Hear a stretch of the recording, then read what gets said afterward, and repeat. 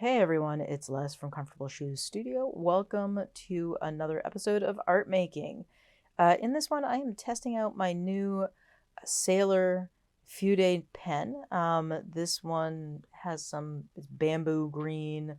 It's a Fude de Manin in bamboo green. It has a 55-degree nib. So a fude nib is a nib that is bent. It's a regular fountain pen. It functions like a fountain pen in every way, but the nib is bent at a little bit of an angle, just to give you some line variation based off of what angle you hold it on the page. I'm looking for a refill cart to fit this, other than the ones that came with it. None of my converters, nor my spare ink cartridges fit. So unfortunately, I'm using the regular Sailor ink, which it's not unfortunate. It's great ink. It flows really well. It's nice and black, but it is not even a little bit water resistant. When I add water to these pages that I've sketched with this pen, the ink lifts, runs, blends with watercolors, which can be a nice effect, but it can also not look great. So in this video, I am sketching from an image from Earth's World on Instagram. If you haven't been over there yet to check out their images, you should totally check out Earth's World. They've got great photos from state and county fairs, of regular people in the hot sun enjoying a county fair, and great real looking people that I enjoy drawing. So lots of interesting facial features, really great light and dark in the photos. So anyway, yeah, back to this pen. This pen is new to me. I've never used a fude nib before.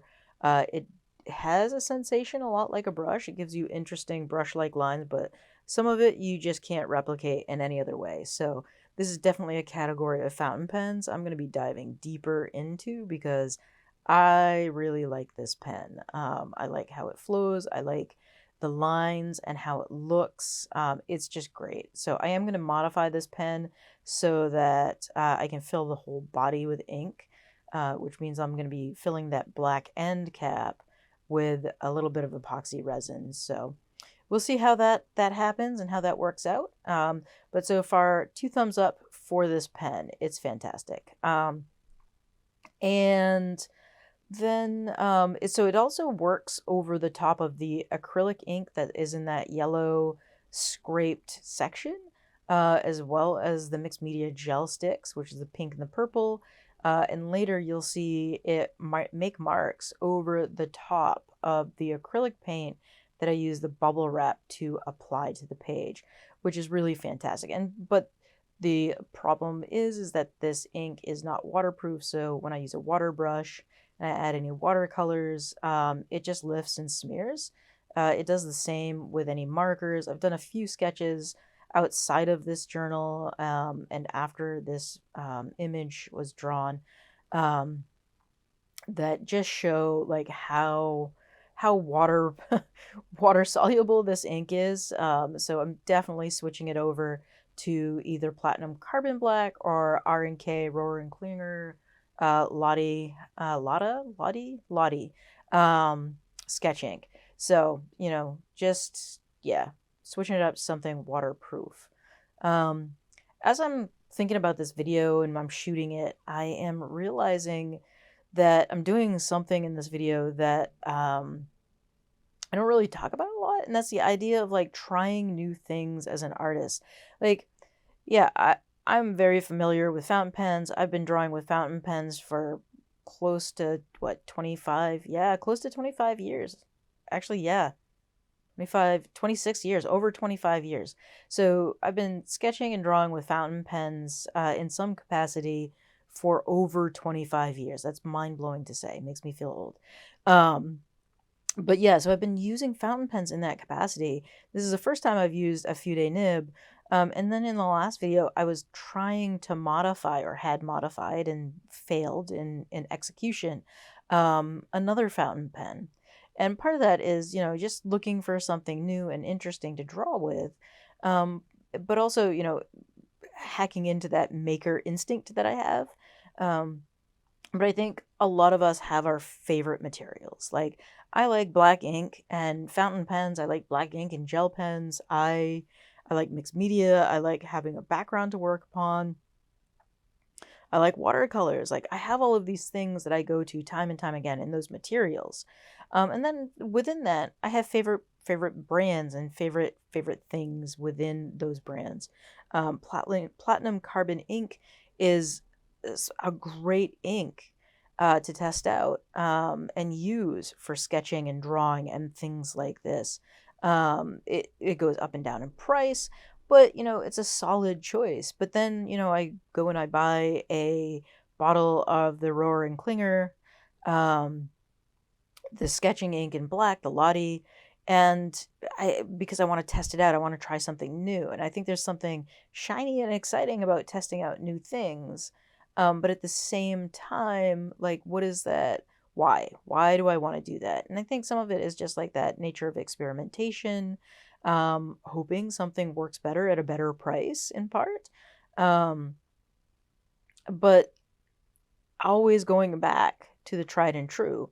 Like, I know, like, I can always reach for that bottle of platinum black, and it's going to be solid, it's going to work, and yeah, no matter how many new things I try or how many new inks I bring into the house, I always go back to the ones I know I like. I know they're going to work well on any paper. So the platinum carbon black, I know it's going to work well on this paper. I know it's going to work well in my Everything Everywhere journal.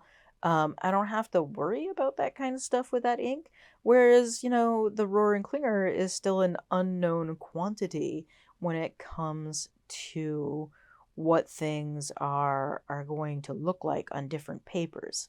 And so that's always just something that I'm kind of keeping in the back of my mind as I test things, buy things, and all of that. And I think, sometimes we get caught up in what I call the magic pill or the magic bullet syndrome. There's going to be this one material that makes all the difference and just makes our art solid and great, and people will love it because we use this material. And that's just not real. That's just, the more I've worked in making art and working with kids and adults with making art, I have just learned that there's no magic bullet, there's no magic pill in terms of materials and making art. You know, you're not going to buy something new that's going to make all the difference in the whole world. And then maybe that sounds pessimistic, but really, like, what I keep doing and what I keep returning to and what I tell the kids all the time is learn your tool, learn how to use it to the best of your ability, and that makes the art great. That's what people are going to respond to.